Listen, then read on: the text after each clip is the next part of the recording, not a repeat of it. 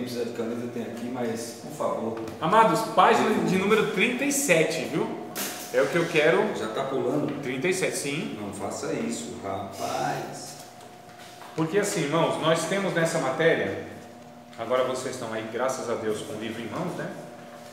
Louvado seja Deus por essa vitória. Esqueci meu óculos. E... Não, mas eu estou olhando aqui, vendo que esse livro aqui é bom, porque isso. As letras são maiores, né, Adriano? Nós temos 66 páginas, irmãos, nessa matéria. Nós vamos ter 6 aulas. 6 ou 7, tá? Dependendo do andamento do barco aí, 6 ou 7 aulas. Nós, se colocarmos 6 aulas, então vocês, por semana, lerão 10 páginas, né? 10 e alguma coisa. Vamos colocar 10 páginas? 10 páginas. Hoje é a segunda aula, então vocês deveriam ter lido pelo menos 20 páginas, aproximadamente. Não é isso? 20, 25 e tal. Então eu já estou aqui me adiantando na página 37. Mas até semana que vem vocês chegam na leitura dela. Nós vamos ler hoje, mas eu gostaria que vocês lessem, tá bom? Todas essas 30 e pouco, 40 páginas até semana que vem, para pegar o conteúdo. Há muita coisa interessante de informação nas páginas que ficou para trás aqui. Na aula passada, eu, como estava com o livro, então eu trouxe conteúdo mesmo lá do comecinho do livro, né? E tem bastante conteúdo, bastante informação, muito interessante inclusive sobre a origem do homem, as teorias sobre a origem do homem, o que a Bíblia diz sobre tudo isso e tudo mais. Então são muitas informações interessantes, porém, como eu tenho um propósito que vai um pouquinho além da proposta do livro, não estou falando que desse conteúdo que eu estou deixando para trás. Não é porque eu estou deixando para trás que não vale a pena ler. Tá bom, irmãos? É que eu tenho um propósito, eu preciso... Tem que ler. Sim, eu preciso me aprofundar um pouquinho mais, tá certo? Além do que o livro traz aqui. Então eu decidi estar hoje começando aqui pela página 37 para que a gente elabore aí os conceitos, discuta, porque isso é interessante para o professor, né? Senão não vale a pena ter um professor em sala de aula, presente, que só fique lendo aquilo que vocês poderiam ler e inclusive entender por vocês mesmos, tá? Então vocês façam isso, leiam as páginas da Bíblia e do livro, né? Quem pode, eu ia jogar daqui, estou brincando, ia nada, né? Paz, tudo bem, Maíra? Página 37, tá? Então vamos lá, amados, vamos falar sobre a constituição do homem. Vocês lembram da aula passada? Alguma coisa que foi falado que ficou, porque a gente precisa estar fazendo esse esforço aí de guardar algum conteúdo na memória, irmãos. Alguma coisa precisa ficar de cada aula na memória. Diga aí, eu posso falar alguma coisa que eu até falei lá, né, no final, né? Isso. Nós estávamos falando um pouco sobre Adão também. Exatamente, que era a formação do homem, né? O Adão, o que ficou do Adão na sua cabeça agora? O Adão? O Adão antes do pecado era bem, o Adão, ele... Nossa, Mas o que ficou de conceito assim quando você ouve Adão? Palavra Adão. Segunda aula passada, o que ficou na sua cabeça? Coisa assim básica, rapidinho. Sobre o Adão? O Adão, biblicamente falando, aquilo que nós discutimos. Quem era o Adão, para Deus? Quem era o Adão original? O Adão, igual você falou, antes do pecado ou depois? Sim, antes, não. Não, o Adão, ele era Deus fez ele, né, tudo assim, fez um perfeito, né? De Deus mesmo. A imagem semelhante. A família, né? A família, você falou sobre a família, falou isso. Que ele era como se ele fosse, como se era para ele dar a continuidade da Trindade, como se Deus, né? Deus, Pai, Filho e Espírito Santo. Igual você falou que quando ele foi fazer, ele fez, né? Façamos o homem. E ali você explicou sobre isso, sobre essa relação de família, né? O que era imagem e semelhança, né? O que era imagem e semelhança, né? Diga, Maria. Você assistiu o vídeo? Sim. Acho que foi desse tempo que eu só botei a passada. Aquela foi a primeira, isso. Que você falou, até que eu fiquei meio confusa, não entendi direito. Você falou que o Senhor deixou alguma coisa semelhante em nós, que assim, que nós não somos totalmente mundo, mesmo que as pessoas não conhecerem o Evangelho, mostra o seu outro lado. Então, alguma característica, o que é a característica que é semelhante a Deus, você falou. Eu não entendi direito. É assim, o que seria imagem e semelhança ou o que eu entendi, acho que eu entendi porque na verdade são duas perguntas, duas dúvidas que você tem, me parece, né? Deixa eu ver se eu compreendi de fato.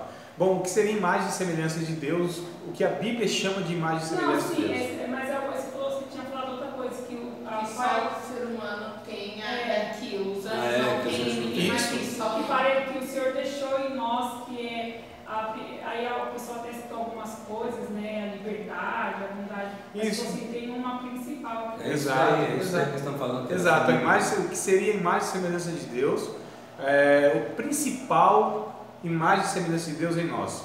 É justamente essa possibilidade de ser um, ou Você falou dos três, né? isso, ser um, a gente é um, mas experimenta ser mais de um. Como assim?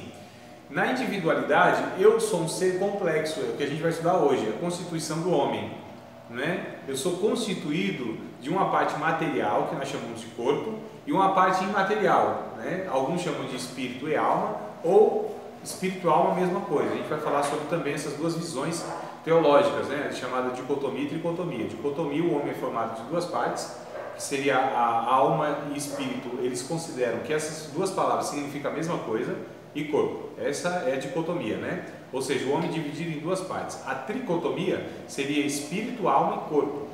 Então o homem é constituído dessas três partes. Nós vamos estudar isso. Ou seja, nós somos um na individualidade, Sim. mas somos tão complexos que somos mais de um. Onde a alma, inclusive, ela afeta no corpo. O corpo sofre quando a alma não está boa, né? E a alma, a gente está falando aqui do psicológico, por exemplo. Tem doença chamada de psicossomática, não é uma origem orgânica, não é uma origem biológica, não é uma origem física, é uma origem mesmo de uma cabeça ruim, como se fala, né? Uma cabeça que está conturbada, perturbada, aflita. Ou seja, a cabeça, a mente tem o poder de afetar o corpo e gerar doenças no corpo, inclusive. Que quando você vai no médico, ele vai lá ali, faz o diagnóstico e fala, clinicamente você não tem nada. Pelos exames, né, médico, clínico lá, não se identificou nada. E às vezes ele identifica que é algo psicológico, e aí encaminha para um profissional da psicologia, o próprio psicólogo ou psiquiatra e tal. A diferença do psicólogo e do psiquiatra é porque o psicólogo não medica, tá? O psiquiatra ele pode medicar, o psicólogo não. Ele vai lidar aí de outra forma nesse atendimento. Então o que acontece? Aí identificou que não, é uma questão do psicológico que está afetando. Então olha a complexidade do ser humano, né? A alma pode afetar o corpo, mas o corpo é uma parte do ser humano, a alma é outra parte do ser humano, e o ser humano não é só corpo, e o ser humano não é só alma. Então a gente é complexo nesse sentido, na individualidade. Agora existe a questão da criação original de Deus, que é justamente a coletividade, né? Ou o chamado a unidade composta. Então nós pertencemos a uma única raça, que é o ser humano. Quando eu perguntei o que lembro de Adão, eu gostaria que vocês, o que viesse na cabeça de vocês é, o Adão não é o homem, o Adão é o macho e a fêmea, o Adão é o homem e a mulher, foi o que nós falamos na aula passada, porque está escrito inclusive isso, né? Nós estamos trabalhando o conceito do original, irmãos, da Bíblia, no começo, não o que nós somos hoje, ainda não chegamos nessa questão. Então estou trabalhando aqui a criação do homem, o homem original, o homem criado por Deus. O que Deus chamou de homem o homem e a mulher, o macho e a fêmea, melhor dizendo, né? Chamou de homem, é porque nós pegamos o Adão como um nome de identificação, e a palavra Adão, ela não vem, eu estou falando isso lá no original, lá no capítulo 2 para trás, ou no capítulo 3 para trás, melhor dizendo, né? Até o capítulo 2 a gente ainda percebe. Rapidinho, só para você não perder. Como eu não estava no começo, essa aula nossa, fala o nome dela. O nome da matéria? Antropologia. Antropologia. Estudo do homem. Porque eu não... Varão, eu aconselho você a assistir o vídeo, viu? Vai ajudar bastante, porque nós tivemos um bom conteúdo na primeira parte. Assista o vídeo que vai contribuir, Varão. Antropologia é o estudo do homem. Que é o estudo do homem, né? E o que ficou na minha também, que eu não esqueci, quando vai lá no púlpito e fala que, olha, nós somos criados por Deus, nós somos feituras de Deus. Aí eu passo e falei, não, nós não somos nós somos frutos da criação. Isso. Nós somos resultados da multiplicação do primeiro casal. Porque Deus cria mesmo só o homem e a mulher. E nós somos o resultado da reprodução desse casal. Agora os outros falam lá no culto, fica falando, nós somos feitos por Deus. Eu falo, não, nós somos fruto da criação. Isso, do primeiro casal, né? Nós somos resultados deles. Mas o que acontece? Só para eu tentar concluir então. Então a questão é assim, quando Deus criou o homem, né, e chamou de Adão, o capítulo 5 de Gênesis, verso 1 e 2, vai estar escrito isso que eu estou falando. Está lá escrito. Né? Vamos ler novamente, só para a gente fixar essa ideia. Só para entender, então, tinha dois, no Jardim do Éden tinha dois corpos, Adão e Eva, só tinha um corpo que era Adão e Eva. Não, tinha dois. Tinha duas pessoas, Maíra. Tinha duas pessoas, porém, na ótica de Deus, eles eram uma só carne. Lembra da ordem? Deixará o varão, seu pai e sua mãe, unir-se à sua mulher, e ambos serão uma só carne. Não é? Então, uma só carne, a gente chama de unidade composta. Eles eram uma unidade compostos de duas pessoas, mas eles eram um no sentido de que é o casal, a questão, o cônjuge. O que é o cônjuge? O que significa a palavra cônjuge? Quer dizer o mesmo jugo, é o mesmo jugo, né? Cônjuge, o mesmo jugo. Eles andam juntos. É aqueles dois animaizinhos que tem um jugo aqui que prende os dois, e eles inclusive têm a mesma natureza, vão para o mesmo lugar, né? Concordam nas decisões, eles andam na mesma direção, no mesmo passo, um deixa o outro mais para trás, um não toma decisão sem o outro concordar e também está a par daquilo. Então isso é a conjugalidade, onde se divide o mesmo jugo, onde se carrega o mesmo jugo, onde andam juntos. Andarão, pois, dois juntos se não tiverem de acordo? É o que vai dizer o Amós 3:3? A resposta é não, claro que não. Então esse acordo que se faz, né? Esse cordão de 3 dobras, esse casal que eles são um, agora que se uniram na alma, no sentimento, no propósito de vida. Agora eles concordaram em um viver para o outro e somente um para o outro, a fidelidade, os votos que se fazem. Então essa ideia de casamento expressa a unidade composta, e aí forma-se uma família, porque deles, inclusive, irmão, a evidência, desculpa, não é evidência não, o resultado, fruto dessa união, né, o que vai assim mostrar mais evidente que eles dois são um, isso é quando o filho nasce. Porque quem é o filho? Se não uma parte de cada, né? Então olha que coisa interessante, a genética. Na prática não é nada. Deveria ser, né? A gente está tentando entender a teoria para aplicar isso conscientemente na prática. Alguns fazem isso sem saber de toda essa teoria, mas a gente sabendo a teoria e a vontade de Deus e o entendimento, aí a gente aplica com consciência. Então a gente faz sabendo o que está fazendo, porque o casamento não é uma construção, é uma edificação.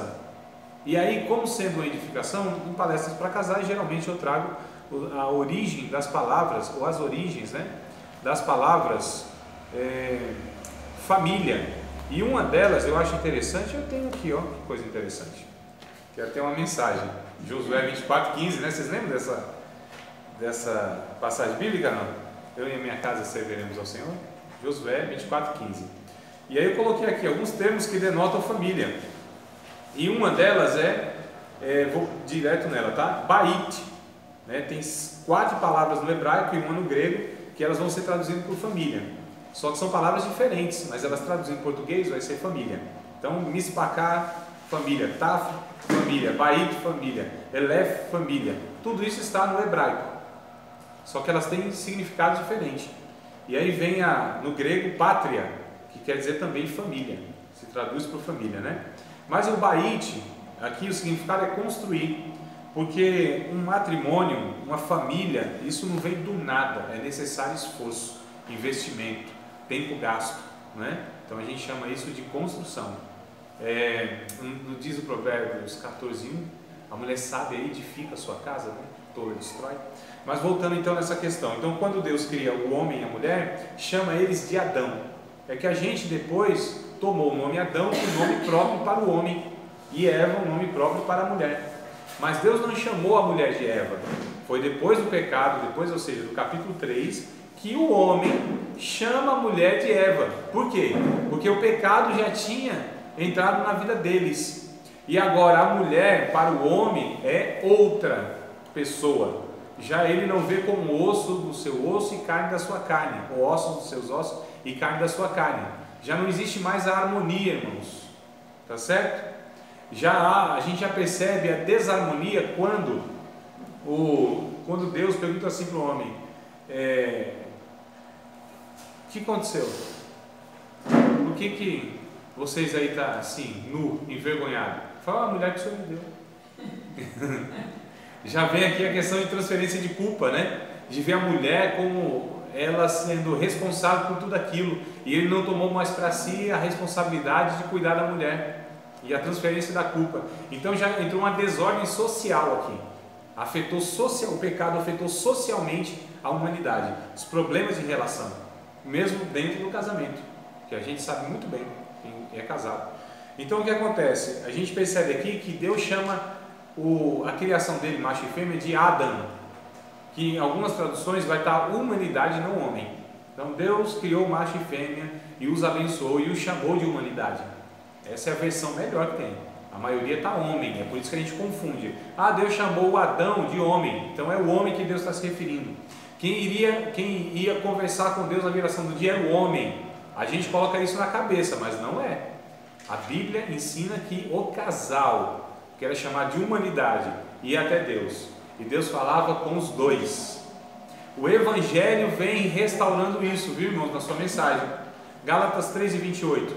Não. Deixa eu marcar só aqui o versículo aqui de Gênesis. Gênesis 5:2. Gênesis 5:2 lá. Põe aí. Gênesis 5:2. Deixa aqui o servo de Deus colocar. Gênesis 5, versículo 1 e 2. E aí o Gálatas, capítulo 3 e verso 28. 3 e 28. Alguém achou? Pode ler, por favor. 3:28, né? Isso. Exato, não poderia haver judeu nem grego, nem escravo nem liberto, nem homem nem mulher, porque todos vós sois um em um, porque todos vós sois um em Jesus Cristo. Destarte, está aí destarte. Olha só que palavra complicada. Vocês sabem o que significa? Não? Não. Então é bom vocês procurarem saber isso aí no dicionário de língua portuguesa. Eu não vou falar, não? Claro que não. Destarte. Destarte. Destarte. Destarte. Destarte, não é? Destarte. Tá destarte? Destarte. Destarte. Olha só que linguagem complicada, né? Deve estar, portanto, dessa maneira. Deve estar assim em outras versões, né? A minha deve estar escrito isso aí, ó. A minha está vindo. É a Mas minha. vocês não estão acompanhando a Bíblia? Iguaçu, Almeida. A minha está vindo. Pega então, serve de Deus. É porque eu estou escrevendo, né? Não vou ler o livro. Tem que arrumar mais 2 olhos, porque esse aí não está dando não. E a minha Adão não chega logo, meu Adão não chega. Tu está sem Bíblia também? Está aí no digital? Não, na física mesmo. Vocês estão procurando aí onde eu citei, irmãos? Onde a Maíra leu? Capítulo 3, versículo 28. Isso, vamos acompanhar todo mundo junto quando a gente. Para a gente conferir, né, na Bíblia. Então, olha só. Não está essa palavra, não. Sim, deve estar outra. Deve estar outra, com certeza.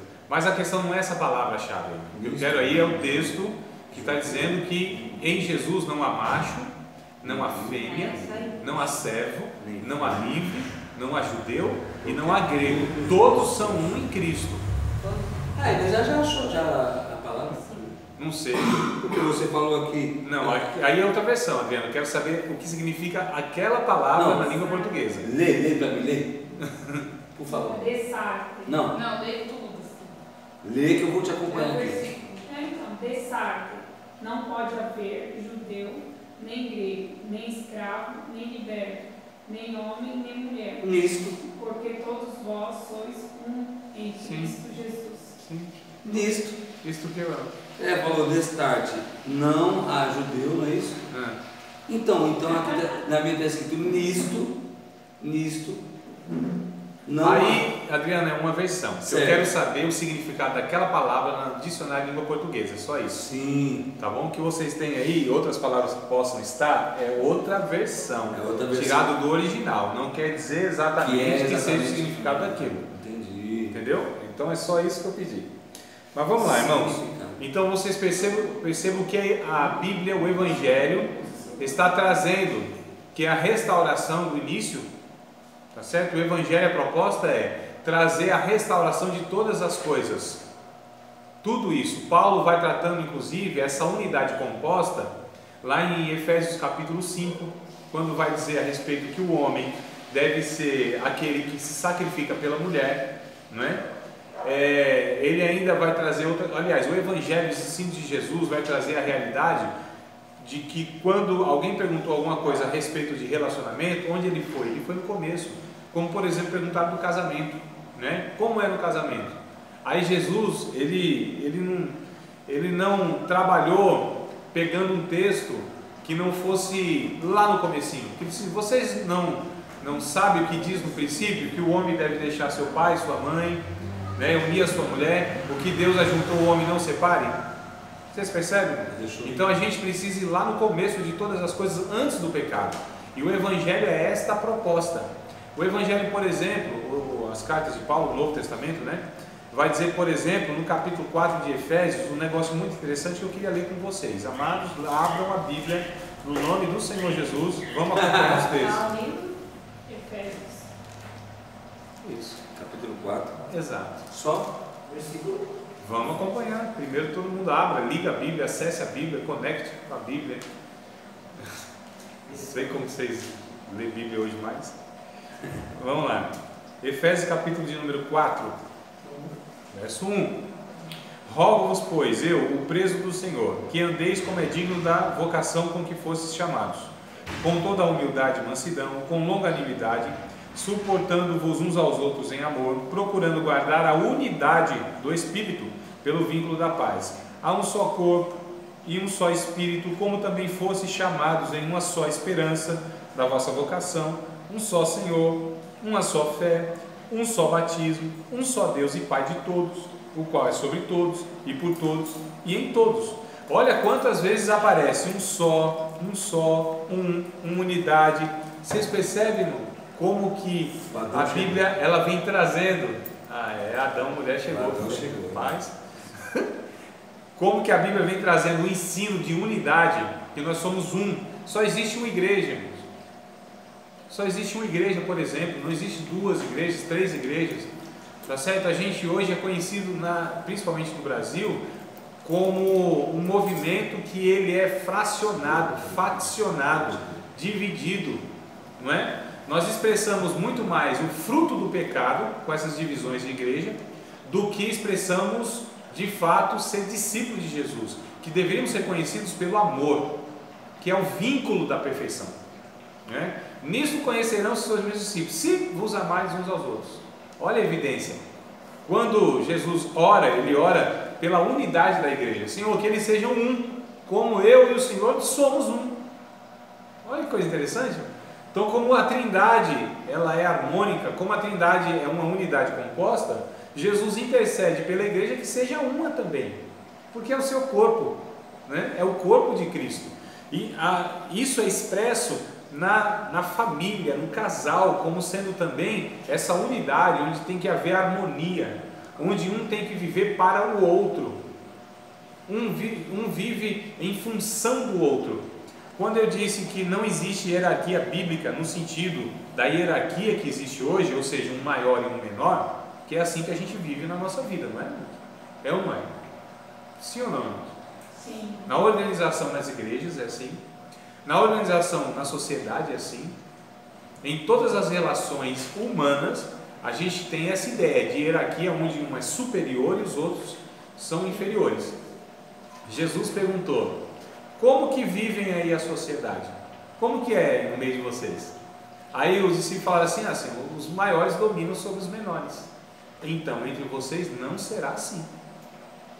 Jesus ensinou isso. entre vocês não será assim. Se vocês julgam ser maiores, então os maiores têm que servir os menores. É assim que é o reino de Deus. A gente chama de valor, é o valor invertido, né? É o reino de cabeça para baixo. Tem um livro, inclusive, chamado Reino de Cabeça para Baixo, que é o seguinte: os valores do reino de Deus, eles são contrários a esses valores que nós temos hoje, a esses princípios que nós temos hoje, principalmente de autoridade. Aí eu falei na aula passada que Deus, ele criou, quando cria primeiro o homem e depois a mulher, ele criou uma ordem funcional, não ordem hierárquica. A ordem hierárquica é um maior, o outro menor. A ordem funcional é um tem uma função, o outro tem outra função. Fiz isso de propósito, não isso, porque os dois estão aqui, ó, em pé de igualdade, tá certo? Não há macho, não há fêmea, todos são um em Cristo. Jesus veio quebrando isso, porque também na questão judaica, como é na nossa questão, na nossa sociedade machista, e hoje querendo ir para o feminismo, que tanto o machismo quanto o feminismo, os dois são satânicos, certo? O homem querer dominar sobre a mulher, isso é machismo, isso é do diabo, isso é do diabo. Você percebe? Mas também a mulher querendo mandar no homem, isso também é do diabo, né?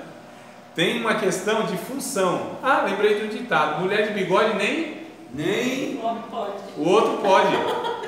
Ou seja, a mulher que quer ser líder, né, que é a mulher de bigode, quer ser o homem, quer ser líder, não dá certo, isso é diabólico.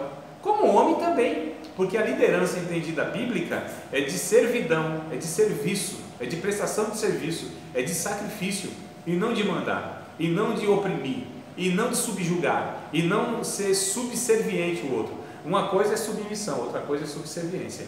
E a Bíblia diz em Efésios 5 que um tem que ser submisso ao outro. E a gente fala só o quê?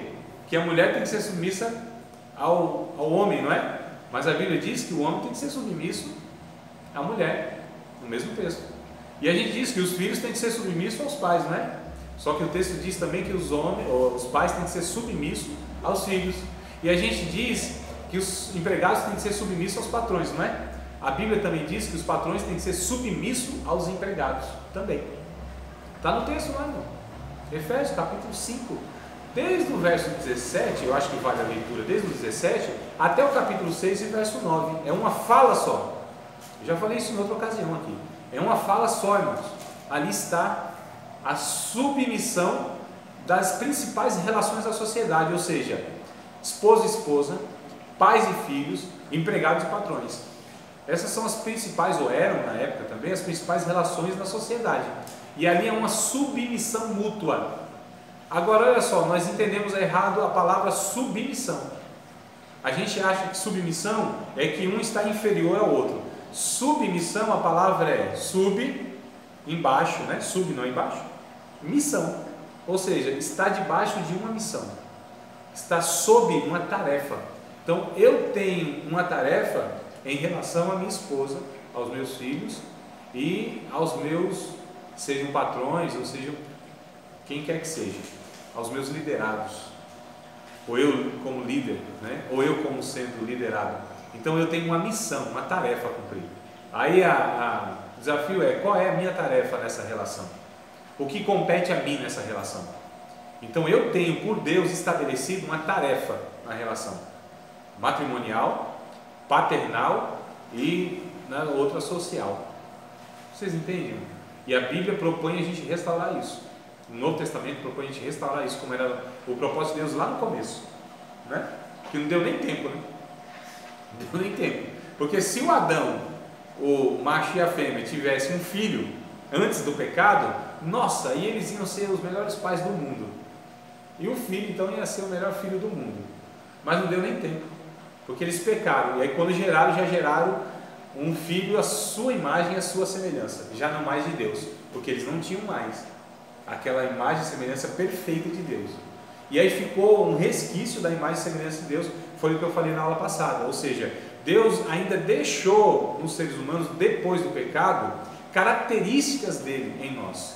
O senso de justiça, o senso de bondade.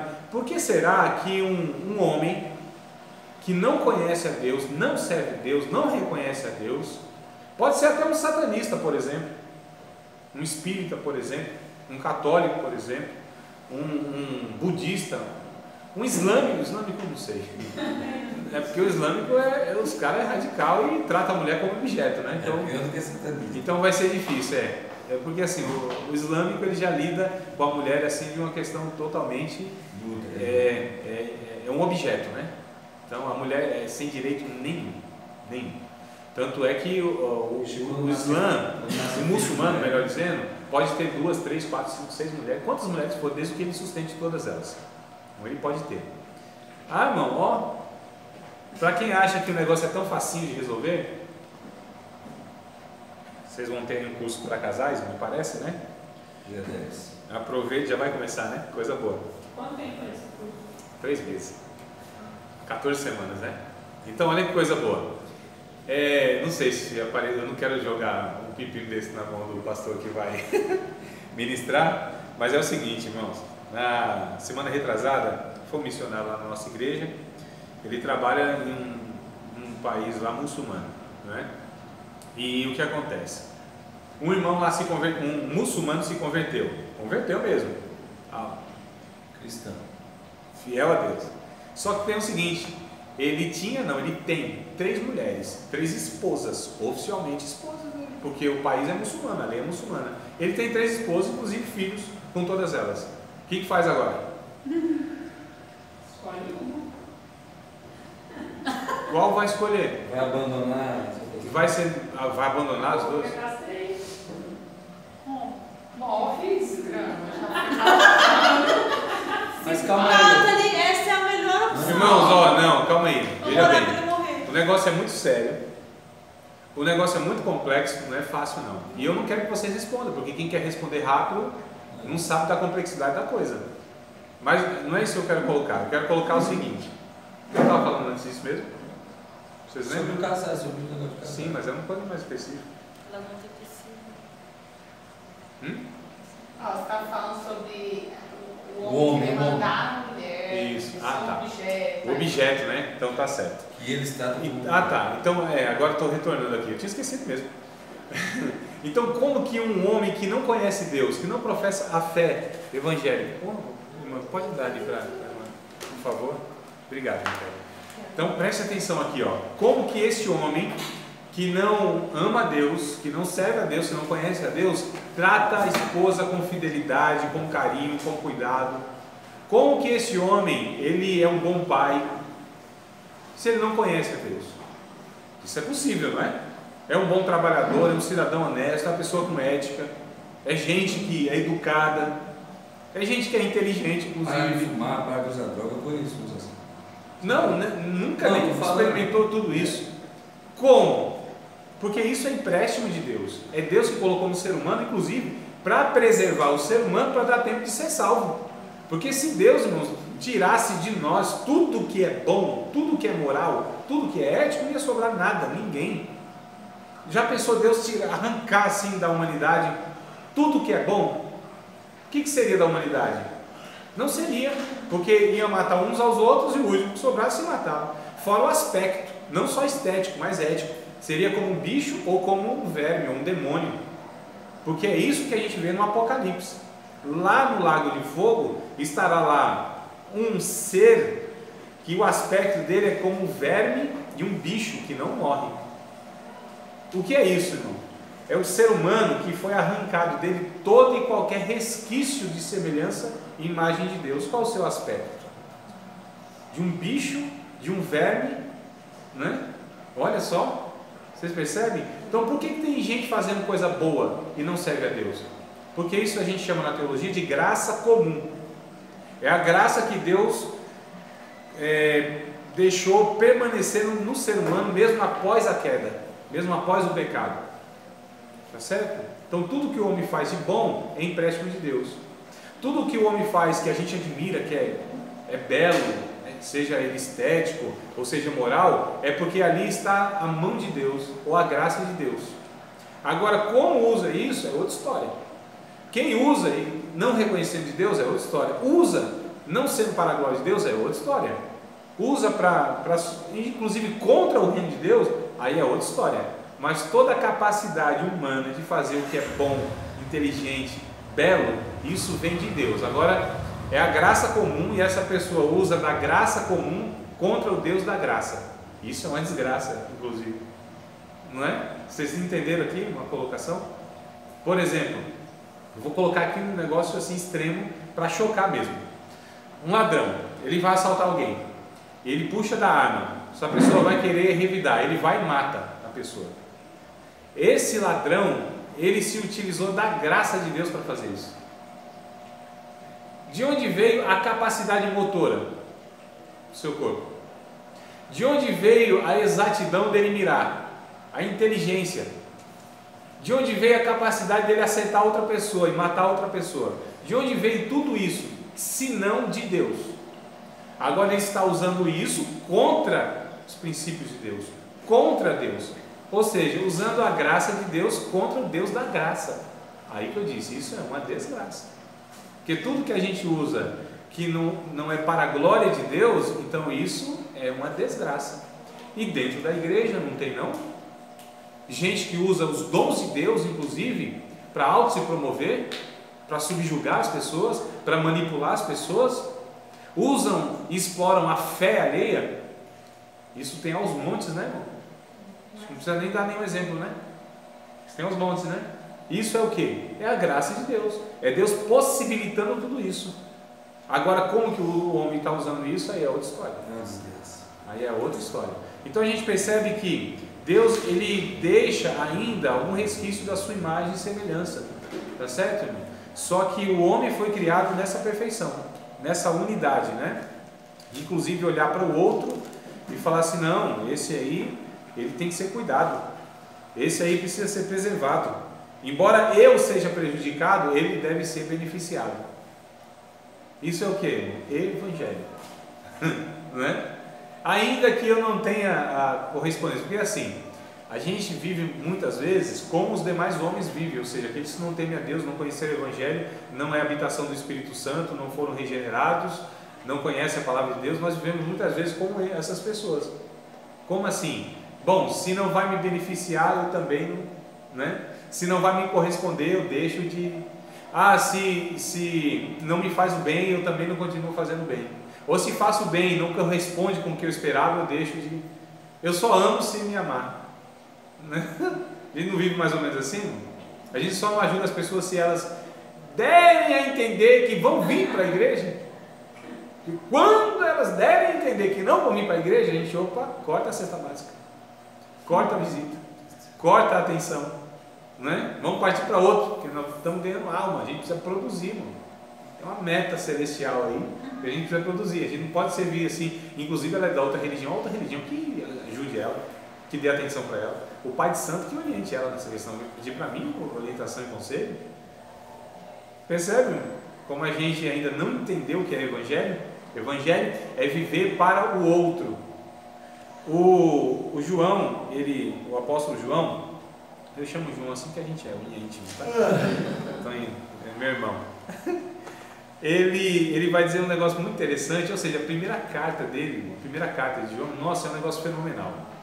Ele diz assim, olha, é o seguinte, aquele que diz assim, eu amo Deus, eu amo a Deus, eu amo, Senhor, como eu te amo, louvado seja Deus, eu te amo, eu sou apaixonado pelo Senhor, mas eu aborreço o meu semelhante, o que eu sou? Mentiroso, isso é mentira. Quem não ama o seu irmão não conhece Deus, não viu Deus, está em trevas. Até agora está em trevas, vai dizer o João. Olha que coisa interessante. Quem tiver bens deste mundo e vê o seu irmão necessitado de encerrar o coração, como estará nele o amor de Deus? Capítulo 3, verso 16 de 1 João, que a gente conhece o João 3,16, né? Deus amou o mundo de tal maneira, aquela coisa toda, todo mundo conhece, né? Agora o 1 João 3,16 parece que a gente não lembra muito dele. Estou falando nem só na memória, estou falando na prática mesmo. Que diz assim, nós devemos dar a vida pelos nossos irmãos. A vida. Dedicar a vida em prol do outro. E é do outro. É do próximo. Quem é o próximo? O próximo é quem está perto. Por isso que é próximo. Porque é fácil amar o longe, porque não está próximo. O desafio é amar o próximo, porque está perto. E aí gera desgaste. É por isso que as maiores dificuldades de relação são as mais próximas que existem. O matrimônio, pai e filho, Essas são as mais difíceis. De igreja. Nossa, igreja é muito difícil também. A igreja do vizinho é sempre melhor, né? A outra igreja é uma bênção. Eu fui lá no domingo. Nossa, que bênção.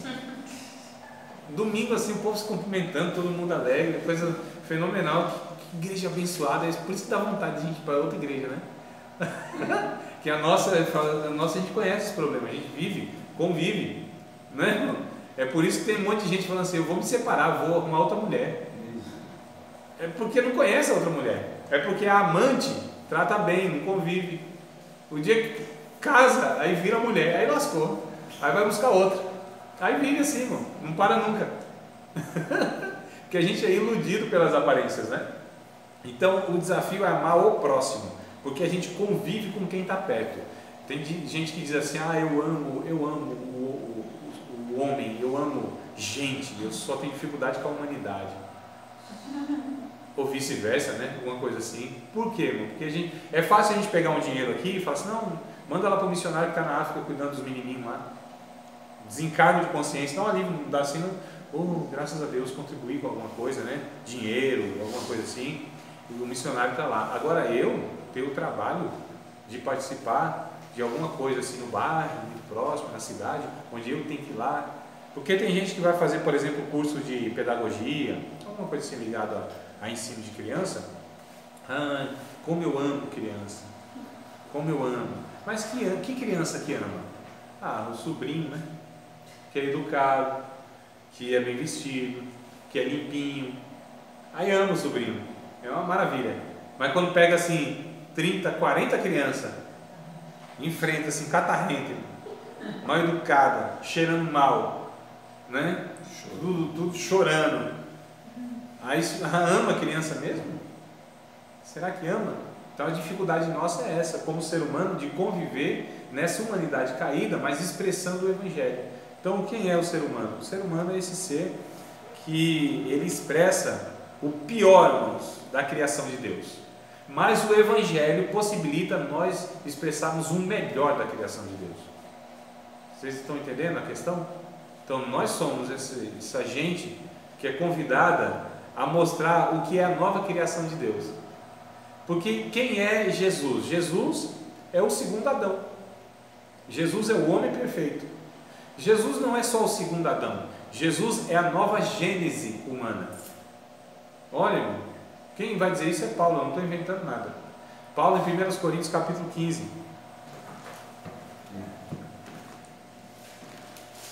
1 Coríntios, capítulo de número 15. 1 Coríntios, capítulo de número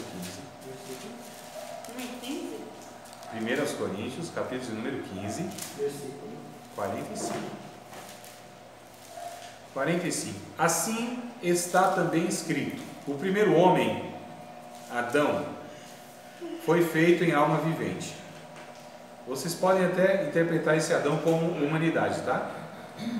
Esse primeiro homem ou o nome Adão, né? Então a primeira humanidade, o primeiro Adão, a primeira humanidade, foi feito alma vivente. O último Adão, ou seja, a segunda humanidade, em espírito vivificante. Olha que coisa interessante. Esse segundo Adão refere-se a Jesus, irmãos, tá? O verso seguinte, ou melhor, o 47 que vai falar, mas olha só o 46. Mas não é o primeiro, o espiritual, ou seja, o primeiro Adão, não é o espiritual, senão o animal, né? Depois o espiritual. O primeiro homem, a primeira humanidade é da terra, é terreno, terroso, o barro. O segundo homem, o Senhor, é do céu. Olha que coisa interessante. Então, Jesus é chamado de o segundo Adão. Ou melhor dizendo, não é nem o segundo, é o último Adão, né? Ele é o segundo, mas é o último Adão. Esse sim, é aquele que é o homem de verdade, o homem perfeito. Se a gente pega o Adão, o macho, lá, e a gente pega o Adão Jesus, os dois são seres humanos, não são? Sim ou não? Sim. Então, qual seria a comparação aqui? Esse aqui seria um falso, um Paraguai. Esse é da cidade celeste, esse é da cidade de leste. Primeiro Adão é da cidade de leste. É o falsieiro, né? É o gambiarra, é o fajuto. Então esse aqui não é ser humano. Agora Jesus é um ser humano, o original, o que era para se tornar o primeiro Adão, e não se tornou. Ele falhou, ele se degenerou, ele se corrompeu, ele teve a ruptura de Deus. Agora o segundo Adão, que é Jesus, esse é o ser humano, e é nele, e é a partir dele que Deus está recriando a humanidade. O que diz o 2 Coríntios 5:17?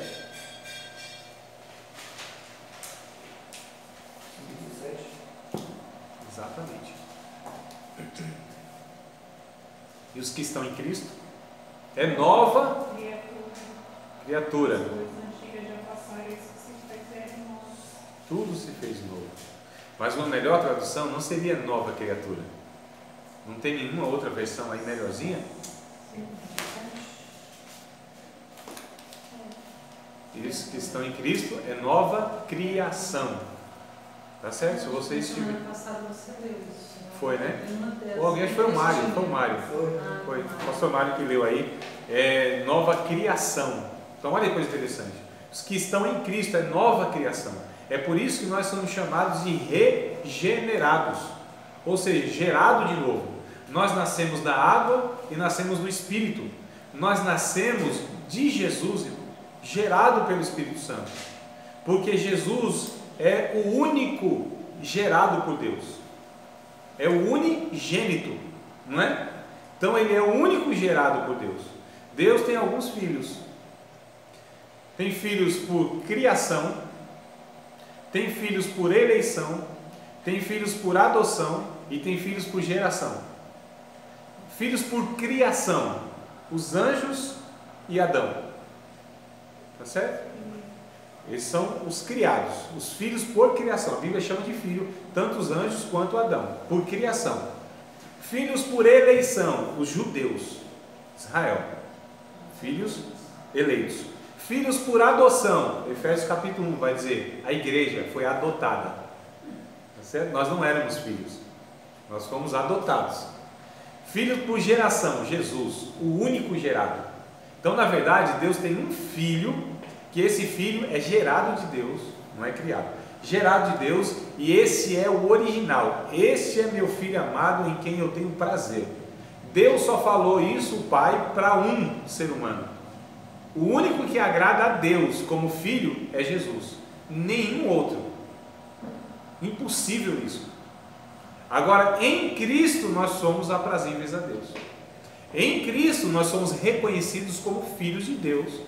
Tá certo? Tanto é que a Bíblia diz que nele, né, em Cristo, nós, porque assim, João capítulo 1, verso 11 e 12. 11 e 12. Irmãos, eu incentivo tanto vocês, quando alguém falar da Bíblia, vocês têm que ir nela, conferir a Bíblia, para ver se o cidadão está falando besteira, se está citando errado, se o que está falando está dentro do contexto, ou ele está usando o texto fora do contexto para gerar contexto. Eu disse 11 e 12, foi isso? Exato, foi isso que eu disse. Em bom e alto e bom som, claramente, foi isso que eu disse. Por quê? Porque eu disse. Olha o que diz o texto: veio para o que era seus. Quem eram os seus? Os judeus. Mas os seus não o receberam. Mas todos quantos o receberam, deu-lhes o poder de serem feitos filhos de Deus, a saber, os que creem no seu nome. Não foram gerados da carne, mas do que? Do homem, do varão, né? Nem da vontade da carne, nem do varão, nem do... É o verso 13, eu acho, né? Eu estou lendo agora? É. 13? Leia, Maíra, então você está compenetrado aí no texto. Os quais não nasceram do sangue, nem da vontade da carne, nem da vontade do homem, mas de Deus. Mas de Deus. Ó, não nasceram do sangue. Esse nascimento não é hereditário. Não é hereditário, tá certo? Não nasceram da vontade, ou não da carne, né? Não nasceram da carne. Não foi por obras, tá certo? Não é por mérito esse novo nascimento. E nem da vontade do varão. Olha só, não é do esforço humano, Isso não é de origem humana, mas de Deus. Então é Deus que gera, Deus que dá o poder de ser feito filhos dele, aos que creem no nome de Jesus. Então em Jesus nós somos gerados de novo, em Jesus nós somos reedificados como uma nova humanidade, em Jesus nós somos recriados, em Jesus a gente está aprendendo a ser gente, ser humano como ser humano deveria ser, em Jesus. Então é imitando Jesus que a gente está se fazendo, está sendo feito um ser humano original, em Jesus, imitando Jesus. Porque Jesus é quem? O ser humano como deveria ser, o protótipo, o modelo, o paradigma, o exemplo maior, o único a ser imitado. Ele sim mostra o que é um ser humano original, que veio do projeto de Deus, que deu o errado em Adão e que agora nele é todo mundo convidado a viver, em Jesus. Jesus é o ser humano mais ser humano que pisou nessa terra, não existe outro, não existirá outro, é o último Adão, não haverá outro. Ele é o ser humano que Deus está formando uma nova humanidade, nele, por ele, para ele, de, por e para, dele, por ele e para ele. Então dele, se origina dele, né? Por ele, viabilizado por ele e para ele, ou seja, essa humanidade o serve. Sai dele, é por meio dele e volta para ele. Então é nele que nós vivemos, nos movemos, existimos, em Jesus. Todo o discípulo de Jesus, porque Jesus disse, ó, basta o discípulo ser como o seu mestre, não vai ser mais, não tem como, é como ele. Todo, irmãos, todo cristão devia passar por um crivo, você colocar Jesus assim do lado dele e ele, e aí mostra, né? Põe assim no espelho, parece? Está parecido com Jesus? A gente tem que pegar Jesus assim, é que a gente está perdendo Jesus de vista, parece, né? E a gente vai comparar quem? Com um monte aí que também não tem nada a ver com Jesus. A gente está pegando líderes religiosos e a gente está pegando esses homens como sendo paradigma, padrãozinho. Fala, ó, quem é parecido com esse homem? Por exemplo, o Billy Graham, que morreu semana passada, vocês sabem, né? Da notícia, todo mundo posta tudo aí, rede social é uma benção. Né? Aí todo mundo conhece o Billy Graham, todo mundo, né? Posta um monte de coisa lá como se soubesse um exemplo e tal. Um monte de gente nem sabia que existia esse homem, né? Nem sabia. O cara está aí, o cara com todo respeito, né? Nosso irmão, está aí há, parece que 70 anos pregando o Evangelho. 60, 70 anos. O maior evangelista do século, Billy Graham. Um monte foi conhecer não, uma frasezinha dele, viu a foto. Nosso irmão, o maior evangelista do século. E a maioria dos cristãos nunca nem ouviu falar, não sabe nem quem é. Olha que coisa absurda. Isso mostra a nossa alienação, nossa bitolagem, a nossa ignorância de viver num mundinho que a gente chama de igrejinha assim, no bairro, e a gente acha que o mundo, o evangelho acontece ali, não é?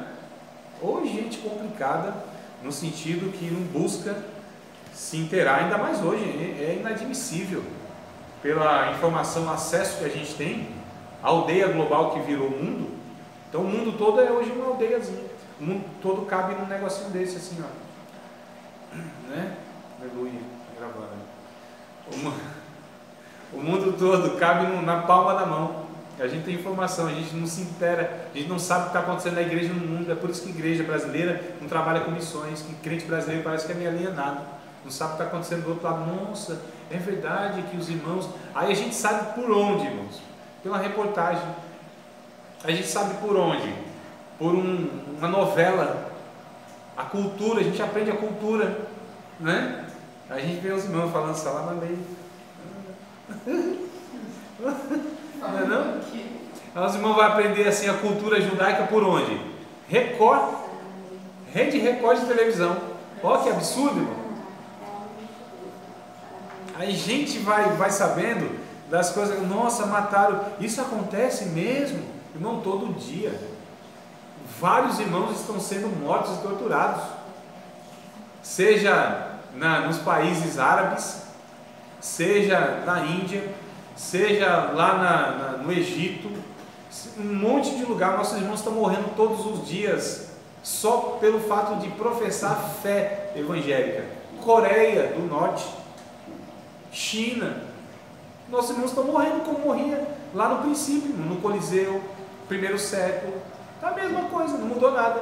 E a gente acha que o evangelho é o que a gente vive no Brasil, né? A gente acha que a realidade é essa. É por isso que hoje é difícil conceber uma ideia de que uma pessoa só por professar o nome de Jesus morre. Pode morrer, ser a sua família morta, seus filhos, sua esposa mortos, assim, só por não negar. Nega o nome de Jesus, não nega, então vai morrer você, sua família, tudo na sua frente, a gente vai matar todo mundo e torturar vocês e queimar. Gente, fica estranho esse negócio, né? Aí missões pra gente é ser um negócio do outro mundo. Vem um missionário na igreja pra gente, é um alienígena. Esse homem, chamado de missionário. Não é, mano? É por isso que a gente tem essas... Eu estava vendo esse dia, não, tempo atrás, né? E lá na Coreia do Norte, eles faziam um culto lá, era tipo um subsolo, escondidinho, baixinho, para ninguém ouvir isso, não. Claro que é. Lá não tem expressão de liberdade nenhuma. Para evangelizar, ninguém evangeliza. É proibido por lei, mano. É lei no país. Se você evangelizar, você morre, vai preso, é extraditado. Geralmente extradita, aí depende também. Nem sempre morre, mas manda embora. Ou então você perde alguns direitos de cidadão. Ou então você é torturado, preso e torturado. Ou então morre nos casos extremos. Não pode evangelizar. A evangelização se dá lá pelo compartilhar a vida. A vida, irmão, a vida. Sabe? Por exemplo, nos países que eu disse, o país muçulmano, onde, por exemplo, um cristão, aliás, como que o missionário lá, o missionário evangélico, ele evangeliza? Quando ele trata bem as esposas, ele trata bem a esposa, as outras mulheres muçulmanas ficam assim admiradas. Essa irmã contou lá pra gente, né? Porque as mulheres muçulmanas lá ficam perguntando: quando seu marido chega? Ele está chegando? Elas se maquiam, se arrumam.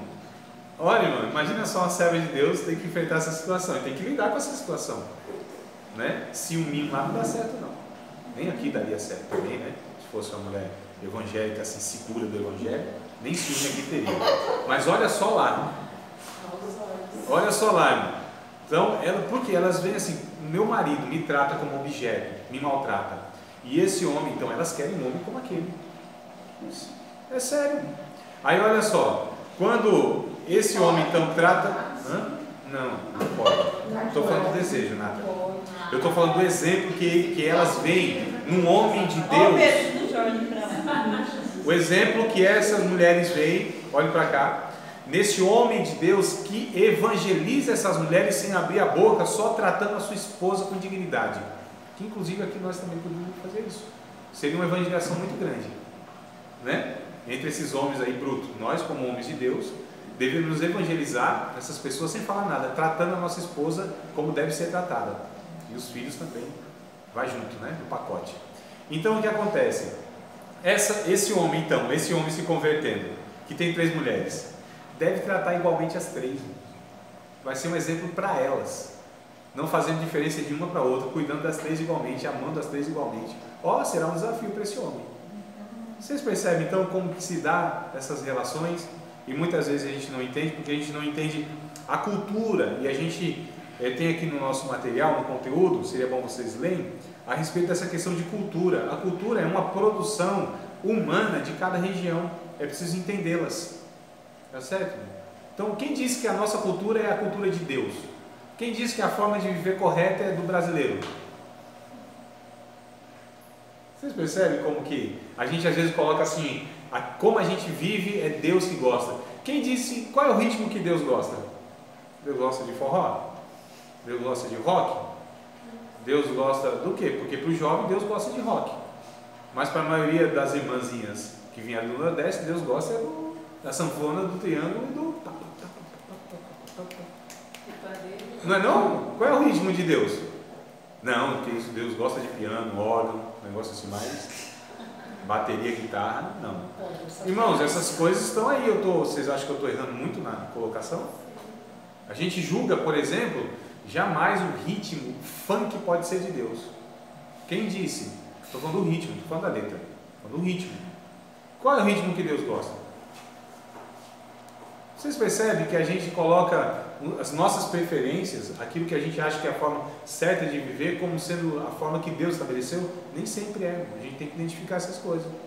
O que é princípio e valor bíblico nessa situação? Aí a gente vai extrair isso e vai viver segundo o princípio de Deus. Vocês não sofrem isso? Quer dizer, talvez hoje não, mas muitas igrejas aí, a mulher vestindo tal roupa, essa mulher não podia ser de Deus, ou estava desviada, ou estava em desobediência. A roupa é... Eu não estou falando porque tem coisa indecente mesmo, aí é lógico. Calça, saia, vestido, porque é um escândalo para as mulheres no Brasil ver essas mulheres de burca lá, não é? É ou não é, irmão? Não é escândalo para vocês, irmãos? A mulher daquele parece um saco, não é? Não é, irmão? A burca. Só que para essas mulheres muçulmanas é um escândalo também ver algumas irmãzinhas evangélicas vestidas da mesma forma. Vamos orar a Deus? Não. Vamos para o intervalo primeiro e depois a gente... É encerrar. Vamos lá para o nosso...